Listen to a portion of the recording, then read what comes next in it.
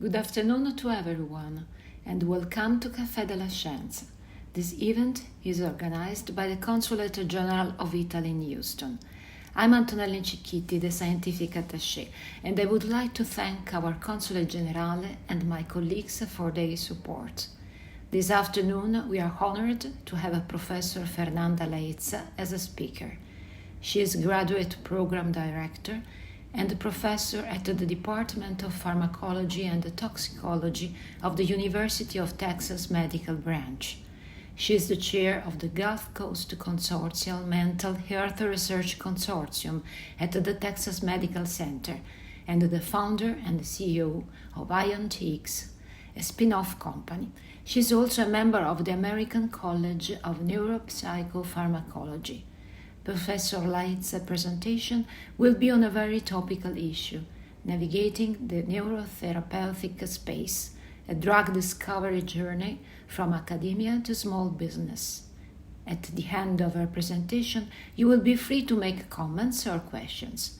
So, it's a pleasure to give the floor to Professor Laezza. Okay, well, thank you everyone, and thank you specifically to Dr. Ichikiti and Dr. Tentoni for the invitation and for organizing this Caffe della Scienza and thinking about me.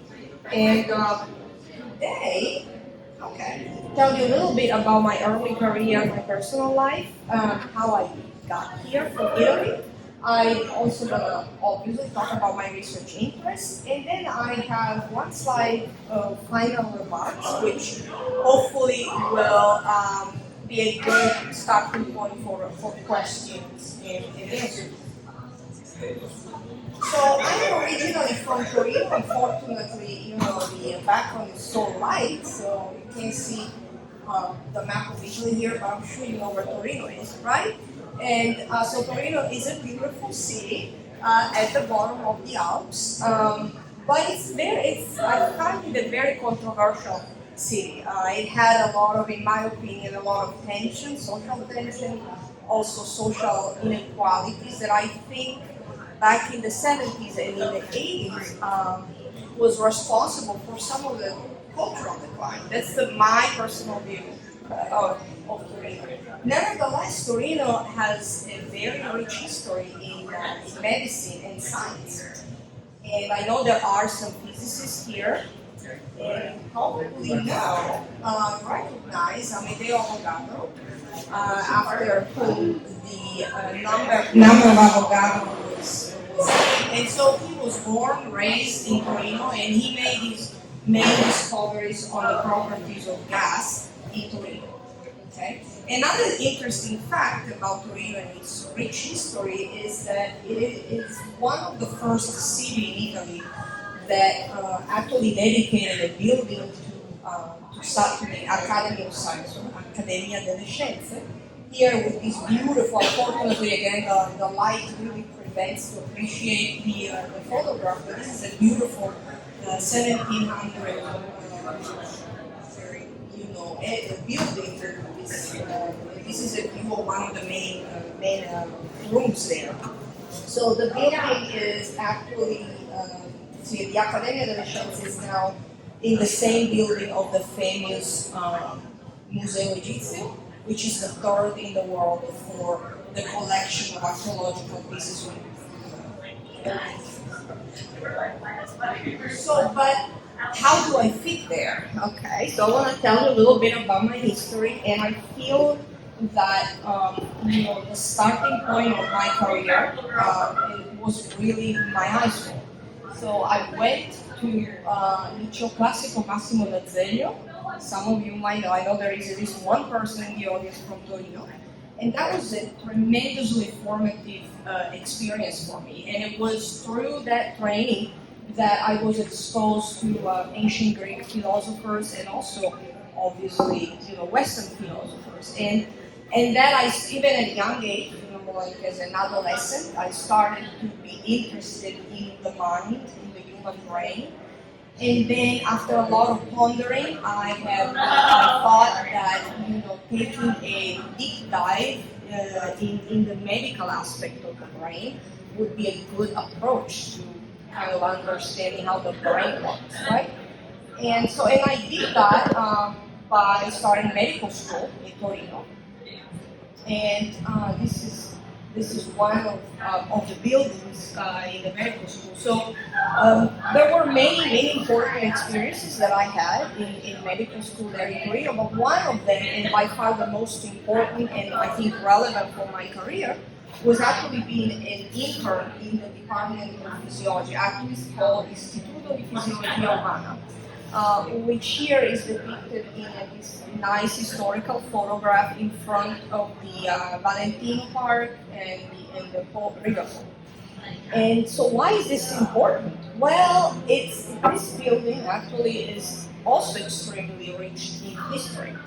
And again, you might not all know, but 3 Nobel Prizes actually from the same mentor, Professor Giuseppe Levi, came from that institute. Renato Dulbecco, Salvador Luria, and Rita Levi-Montalcini. And the influence that these individuals had on young minds, MD students, PhD students, was really tremendous because they really instilled, I think, the passion for science, the idea to strive in science, and also maybe to a sense of pride of belonging to a certain legacy in a way. And unfortunately, again, this is another problem that I personally had with Torino and observing some of these weaknesses in a way. Unfortunately, the Istituto of Fisiologia also had a really bad hit during World War II because of the Jewish persecution. So there were a lot of very prominent faculty members, including Professor Giuseppe Levi, who had to leave the academia. And so with that, there was actually a decline of research in that institute in general. I mean, there's still some prominent figure, but not obviously at the level of the Nobel laureate.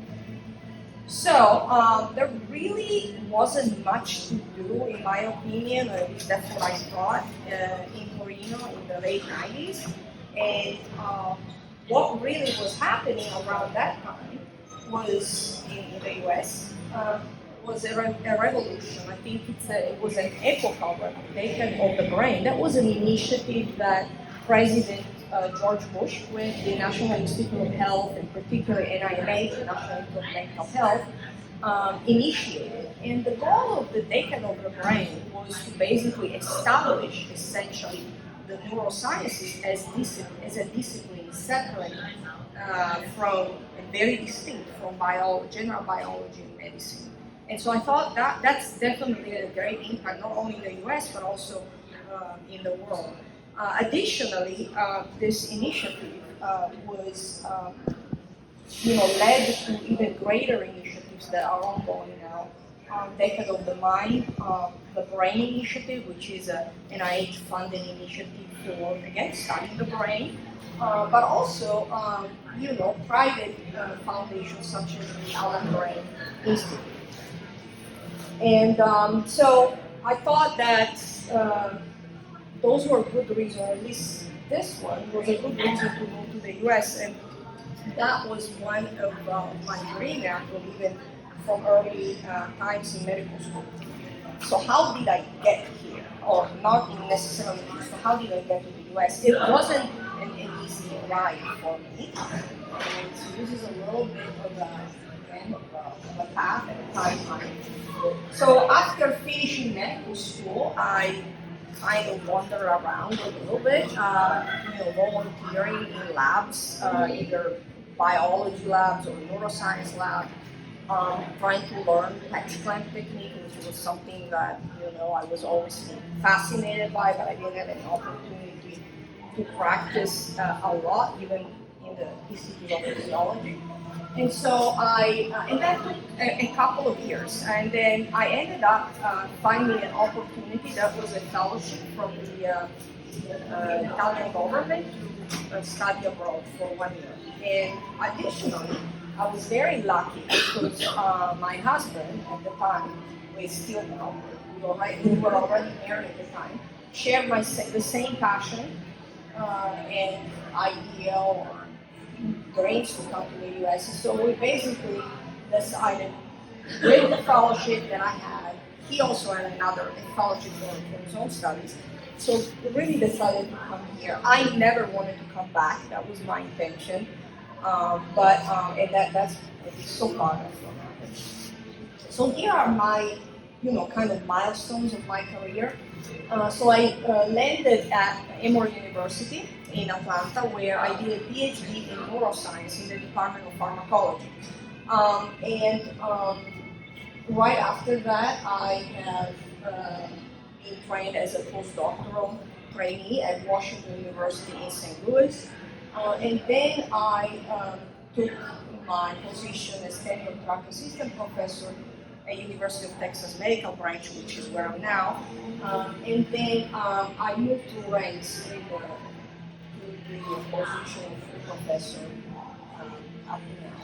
Now, along the way, I started to also wearing a lot of hats, some additional things. So, for instance, I became very interested in collaborating with other institutions in the Texas Medical Center here through the Gulf Coast Consulate. Some of you might know what that is. And so in 2017, I co-founded a cluster, mental health research cluster. Some of you might be familiar with the GCC. And then became later the chair of the consortium. So this is a large consortium that has over 200 people across the 7, actually now 8, institutes that are member of the GCC. So this is very exciting. That really was an opportunity in itself to broaden up my horizons, and then connect with other scientists, prominent scientists here. Other things that I've done is being very interested in education and primarily mentoring. And so I took on the position as director of the graduate studies in pharmacology at UTMB, and that was also and still is a very formative experience because you have the opportunity of facing maybe a lot of problems that local students have, and it's very interesting also from the social standpoint. And then the other thing I will touch upon, I also started a startup company at the end of 2019, which stemmed from the research ongoing in my lab. I'm going to talk a little bit about that. So what are my interests? Well, even from the beginning of my career and going back even to high school, really, my interest has been always around the brain. And as I moved on into medical school and I was taking, psychiatry as a clinic, I started to ask the question myself on whether there were biological differences between a psychiatric patient with a brain and a healthy control brain. So right now it seems kind of an almost silly question, I would say, but at the time it was not. Actually, there were still pretty vivid debates from even the physicians on the nature of mental illnesses.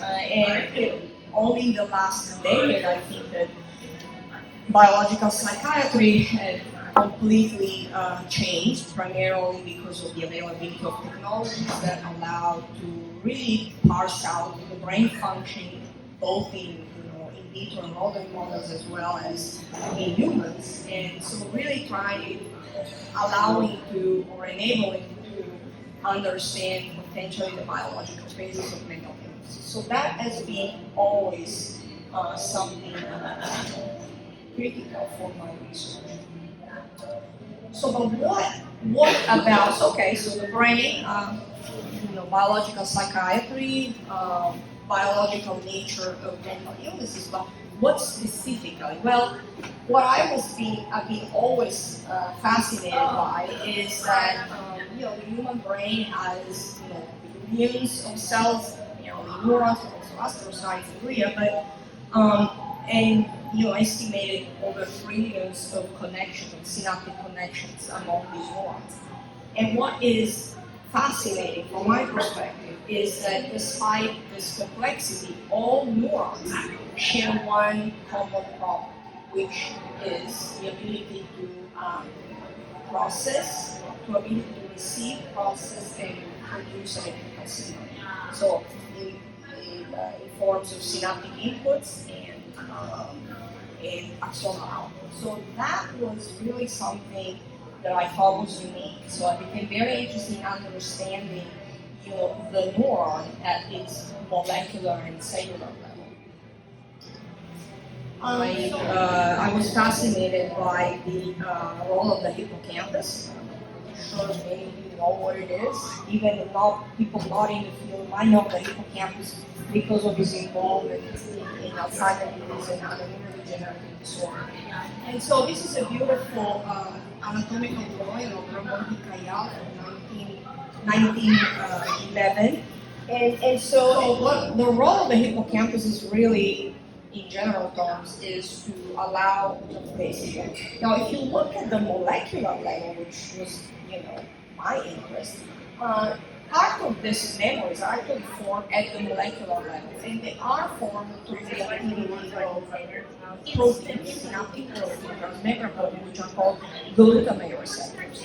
So under certain circumstances, for instance, during learning and memory formation, these receptors can become either hyperactive or they have decreased activity.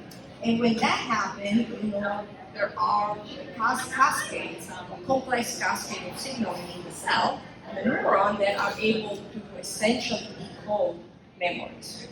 Okay, so at the time, when I started my research studies as a PhD student, the belief and the dogma was that one subtype of these glutamate receptors, named NMDA receptors, some of you might know what it is, was actually the only subtype of glutamate receptor important in forming memories. And so my study showed that that was not the case. There was actually another type, which is called AMPA receptors. They are also independently from an NMDA receptor and using rules that were actually opposite to the ones used by an NMDA receptor, were able to trigger memories. So this was very exciting, and it really was in line with my interest in understanding the molecular basis of neural function.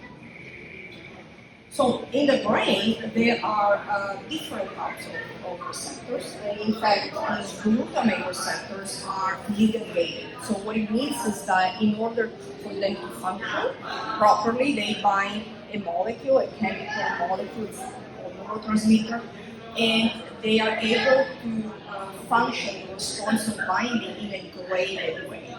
Okay. There are other types of ion channels. So glutamate receptor are ion channels, meaning that they're able to allow influx of ions in and out of the neuron. But there are other types of ion channels that have different rules, right? They don't bind to ligands.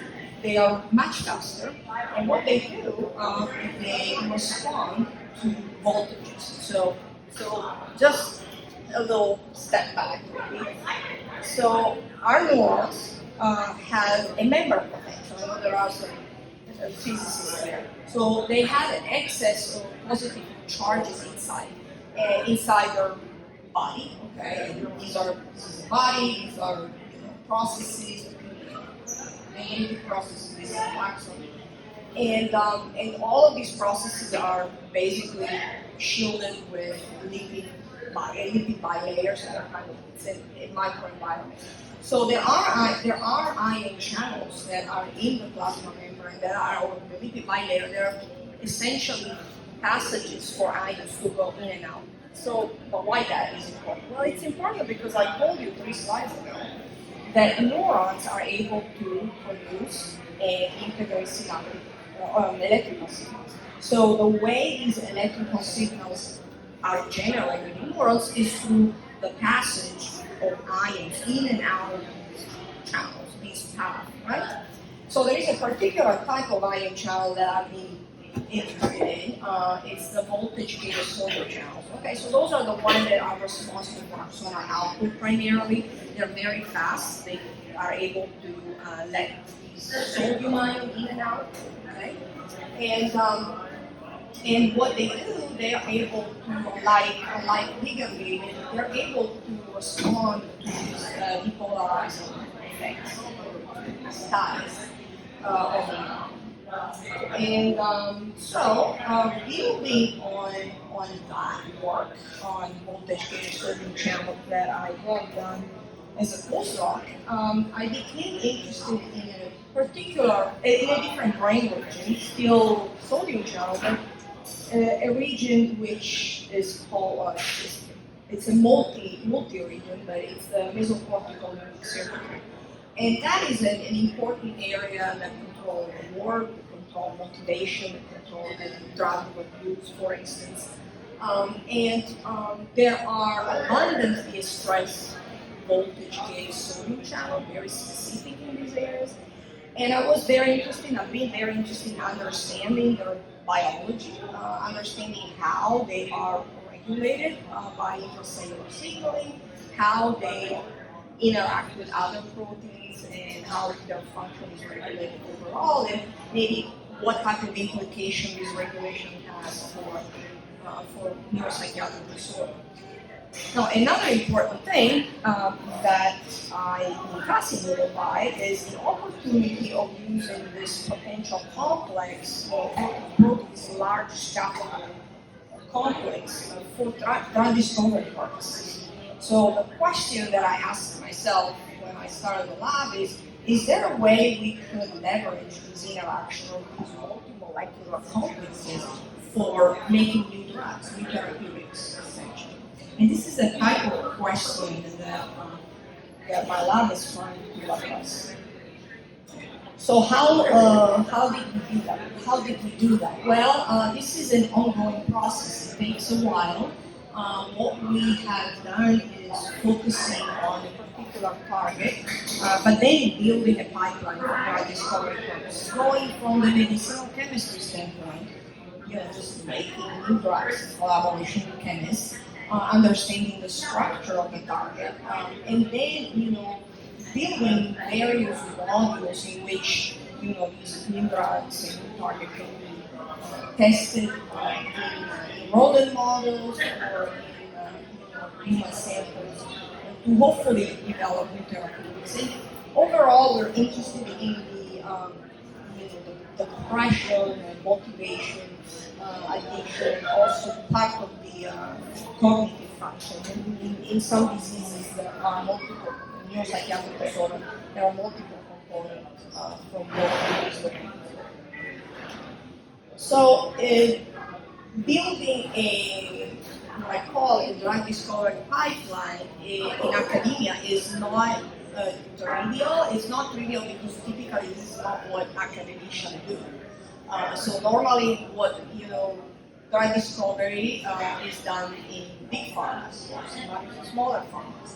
Unfortunately, for the CNS, for the brain, for neurotherapeutics, the big pharma basically withdraw from CNS drug discovery because of the repetitive failure.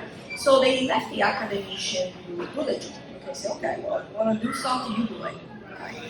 So among the various tasks of putting together different elements of this pipeline, so we have to really design the execution. So it's not only about putting all these elements together, which I described in the previous slide, it's also executing them. It's also interface with other people, people from the business sector. And so what happened a couple of years ago, I was very lucky to interact with, actually it's a program at Rice. I don't know if they still have it, it's called Inventor. And yes, so I was able to meet with one person in that program. She's no longer there, she's at PMCX now. And she, slowly introduced me to this program. It was really good. So I did one of the boot camp. And then things went on. I participated in an accelerator from the Texas Medical Center last year. And all of this was extremely stimulating. It led to the formation of a startup company. But what really changed my perspective, because now I could see my research or the research involved in this project, maybe with the commercialization perspective.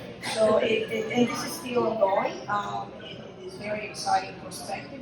something totally new that I would never ever expected, especially coming out from the medical school in Torino. And so this is pretty much my story, and I want to end with one slide of final remarks, and I just want to give you my wisdom point of wisdom, I guess. It's what is important in your career, especially for foreign people in the US. So I think, of course, you need to have a passion, of course, you need to be driven. But the most important thing is to develop resilience, because really it's tough, especially for foreign people to come in the country, even though, I think people from Italy are very well educated, usually they have great schools. There's still there is a cultural shock in a way. You are in a different environment, different type of skills. There is definitely a language barrier, different level, different gradient barrier, language barrier, but there is. So this is very important to develop resilience. How do you do that? Well, my personal experience is, building a good social network of people not only, Italian people, but people from everywhere, people that are peers or people that could be mentors. It would be fantastic if you can get a mentor and one or two mentors. That would be great. I unfortunately never had a formal mentor, which is something, at least my culture, my original, I think we never had mentors. You have maybe something like a supervisor or a teacher or something like that. But having mentors that help you navigate, especially the academic system in the US is very important. The other thing, you need support from your family, from your friends. You also need to be able to cope with stress, because at the end of the day, we're all going to get rejections. Grants rejected, paper rejected, or we just don't feel the same as others sometimes. So make sure that anytime any of these things, like negative affect, negative emotion, isolation, low self-esteem, thought, just make sure you address them before they influence your career. And I think that is all I have, and I hope that my presentation would stimulate some Q&A. Thank you very much. We have an interesting talk for the experience of your life, because there are a lot of things that we can learn and we are eager to learn from your experience. So, okay, I'm going to hang your chair, so it's going to be even more, I guess, less. So, okay, I'm going to ask some questions here. Break some ice. You can ask me questions. Yes. Yes, I am curious if you have a particular special suggestion for a young female researcher.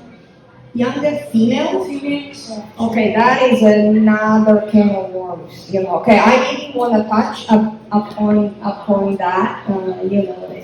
The gender issue, potential sex biases and all of that. So my experience is that I have to be honest, I felt discriminated. I felt highly discriminated in Italy in medical school, really bad. Then I came to the US as a woman, and I came to the US and I really did also feel discriminated, but not as a woman, as a foreign person.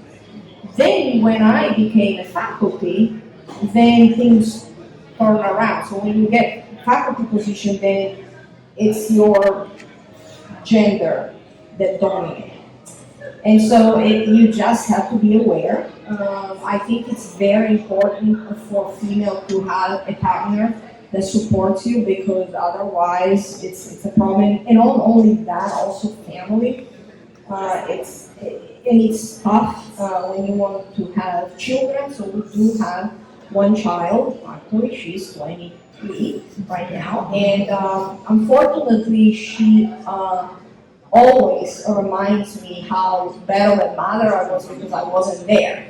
Which that was not my perception. So you have to face that. And my hope is that hopefully I can be able to help her down the road, maybe with other skills. But yeah, those things I think overall, even for female and in general, networking is absolutely essential. And for instance, I know at least 3 or 4 women, that's ridiculous, the number, 3 or 4 women in the medical science in the US. And, 2 of them, one is actually at Harvard, the other one is at Columbia University. And, we share a lot of stories. You're not going to be immune to these stories, to these experiences. So you need to be prepared. You need to be aware. You need to know how to cope with this. And to me, the starting point is to talk about it. Because 99% of the time, your experience is not your personal experience. It is something that is shared by. It's kind of almost a construct. It is something. It's so intrinsic to the society sometimes that it's difficult to. It is universal, I would say. So just be aware and network. And I was actually hoping, I think that was my last line in my notes, that the consulate could help in providing some infrastructure for networking. I think that is probably something the consulate could do. Really simply for career development purposes. I think that would be very helpful. It's a starting point. I'm not recommending just to stay within your, Italian group because you want to broaden out. You want to see other experiences. You want to see if a German person has the same problem that you, that a Chinese person, an Indian person. So it's very important to broaden your horizons. But I think the consulate could help us in developing a healthy infrastructure to deal with these things. So I don't know if that is possible. Thank you. I think I could ask. Thanks, super interesting. I was curious since you started a startup, if you could discuss what was, in your opinion, the hardest part, because as a neuroscientist as well, I feel like innovating in the field is a bit harder than medicine itself because there's so many more regulations when it comes to things that can affect brain, mental health in general. So what was, in your experience, the hardest part? Yeah, so, right, absolutely. So, and even in the drug discovery space, CNS drug discovery is a niche. It's something very unique. So it has some bad and good news. So the bad news is that it's very difficult to tackle neuropsychiatric disorder, even neurodegenerative diseases, because you just don't know where the source is. It's very difficult. So maybe a single target approach, that's the old, 50 years of approach in neuropsychopharmacology, which didn't mean too much, except using, drug of abuse now, like psilocybin, right, or ketamine. That's basically what we are at right now. But I think, so even in the drug discovery space, there is a niche. So that is so there is a difficulty because the topic is very complex. So that's a barrier. Okay, it's a complex disease. I think that it's a complex area. So I think that being able to put together multidisciplinary teams, even from highly quantitative sectors like mathematics, computer science or engineering, trying to tackle the problem.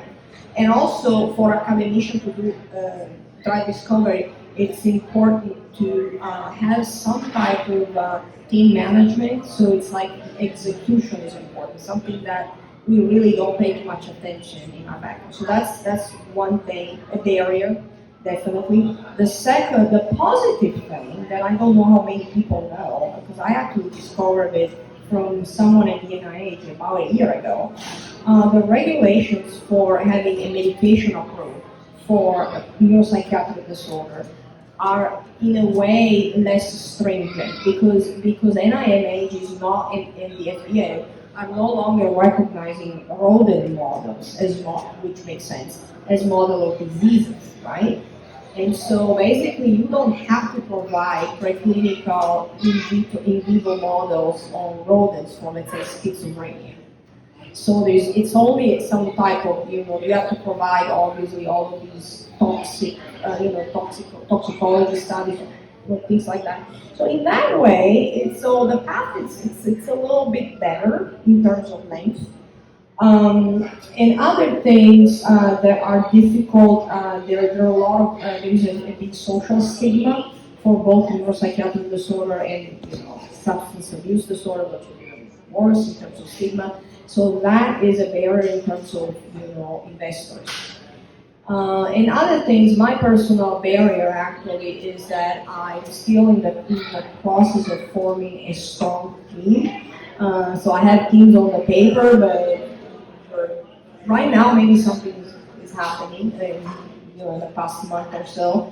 But really putting together a business partner and a financial person that really believes and will put effort. So those are still things I'm struggling, but it is a typical path from what I have heard.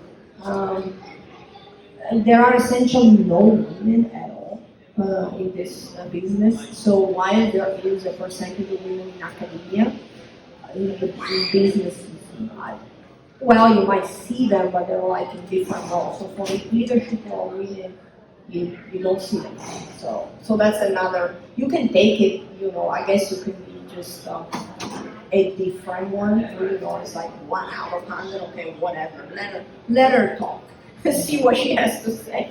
So I guess could be perceived as a disadvantage, but at the same time, I do believe that in the U.S. there is a real intention in really working for rectifying diversity and inclusion. So there are real efforts. So I think that maybe that would be okay.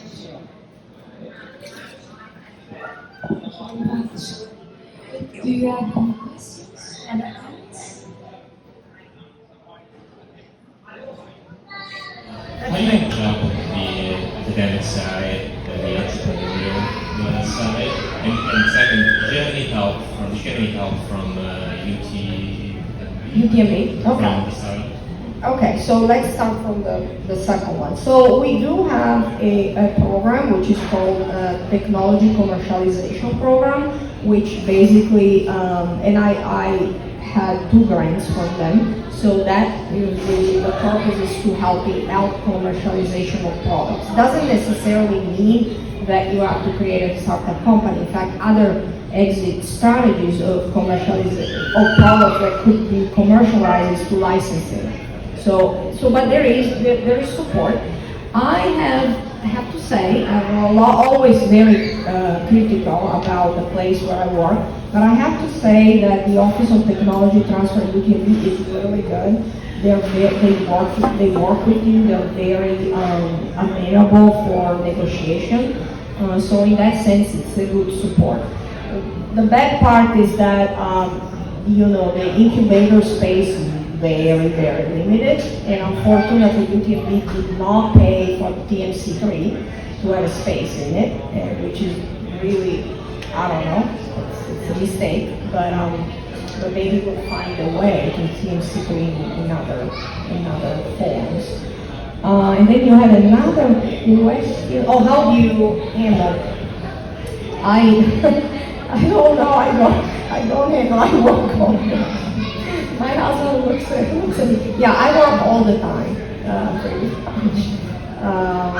But one thing that I'm trying to do in the lab, so that's another problem, not a problem, but there is maybe some refinement that I need to do.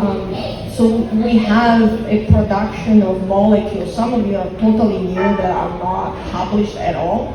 And those come out from or stem from the academic lab, right? So the problem is, how fast and how many of these should transition to the startup company, and that's actually a discussion that I had with someone in the business sector a couple of days ago. Because I'm not Pfizer, right? nobody. So maybe the best strategy would be to focus on one single product, and then what you do with the other ones. I mean, you can let them sit, or maybe try to get money to pursue research with an R1 mechanism, although that is another problem because some of you might be familiar.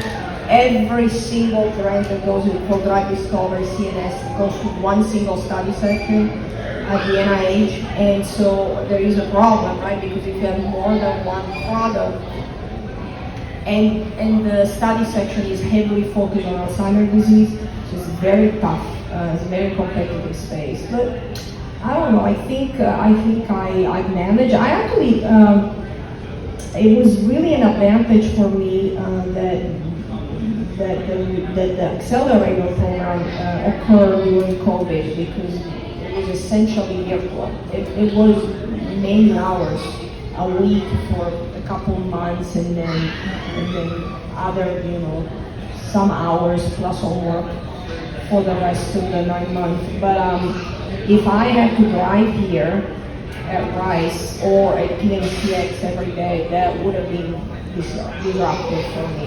But like that, I could manage. So I think maybe using a virtual communication is really a lot. It is one way of managing multiple things. So I don't know. Thank you very much. Thank you. Some comments? I actually have questions for some of the young students I hear. So, what is your what is your career level now? Are you postdoc or student or assistant professor? What's your next move? Yeah.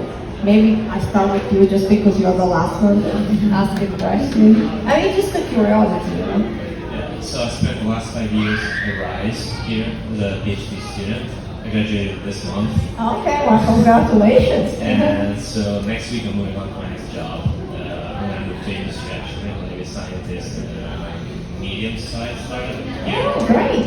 Which company? New Pro. Oh. It's cancer diagnosis. Okay, great. Decent. Good. Anybody, maybe you, I don't know your name because you asked a question, so. I just was promoted to assistant professor. Oh, that's great. Where? Here? Neuropresident. In which department? Neurosurgery. Oh, okay. That's good. Let's go around. I am assistant professor at the University of Houston. The University of what? Houston. Oh, where? No, I mean which department? Mechanical engineering. Oh, mechanical engineering. Okay, that's great. So have you faced any She has the right area, so she will control us.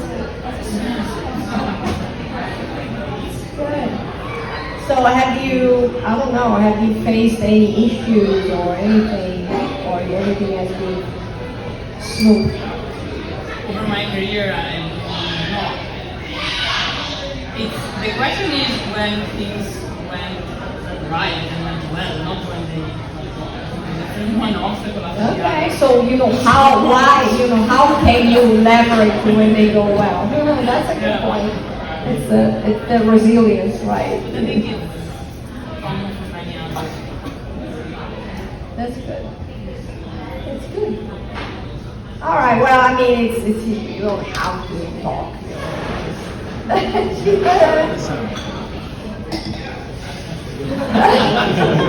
guess you don't want to talk. I'm here at Rice. I'm assistant professor in electrical engineering. Okay. But yeah, I've been here like 8 years. So I started as a postdoc here at Rice. at Rice. Yes. I'm a postdoctoral researcher of biosciences, and I go on the job market For a position, tenure track position. In which area? synthetic biology. Synthetic biology, chemistry? It's bioengineering, Like materials? Or? genetic engineering bacteria. Interesting. Okay. No, it's okay. I mean, it's just a curiosity. It's okay. It's just, yeah. Well, thank you. Yes. Previously, you said us about the experience with mentors. With mentors? Yes. So do you have a preferred model of mentoring? Because there are different schools of thinking. Because the classic mentor was the person with a brilliant career. It is on the top level, that is a teacher and explains to you what is better to do, but the mentor is silent. The old model. Now there is a different kind of thinking, and if the mentor really prepares you, is like a mirror where you can see yourself and see inside yourself. There is a new vision again, but it's very ambitious because it's the transformating mentoring in the sense that you can put the seeds to change the laws, the society, and so on. And I think that is very difficult goal. So, what is for you the best experience that you have with mentoring? Yeah, so I think this is really interesting what you said, and I agree with you that there is a change. So I wished I had mentors, mentors that of both categories. Mentors that would be higher in the career, people more senior that I could look at, or look to, or ask questions. And I mean, I did have. My feeling is that they were not good mentors because they didn't they didn't really provide good mentorship or good suggestions. I still learn a lot from them by observing their behaviors. So the other thing is a different type of mentor. Yeah, I think, in my opinion, I've learned, and in that way I feel that maybe they have been mentors to me from peers, or even from students. Sometimes, but it's primarily, I would say, indirectly. Just observing the behavior of people and then use that as a self-reflection. So I think those are very useful tools in a way. Again, networking, interacting with people, and try to build on their experience and use that to reflect on yourself. I think that's my experience. I've learned a lot in terms of mentoring through the graduate school. I've actually have received formal mentoring, training. Although I mean that's important, but I don't think it has some value definitely, but it's maybe formalizing some of the interactions, some of the thoughts that we have. But yeah, definitely interacting with students, interacting with the system has been a very has been an opportunity for me to grow in a way, and as a mentor even, and also try to reflect on my weaknesses, try to be better. So but I think it's, for me, it's been primarily indirectly, kind of working, either observing people or trying to learn from other things. Except, I have to say, on the entrepreneurial scientists that I met here at the GCC, those people are true mentors. Some of those were really true mentors, so people I could, they really would advise. Almost some of those, even coaches, in a way, instead of mentors, really help me navigate, tell me what to do next. Thank you very much. Thank you. Thank you so much.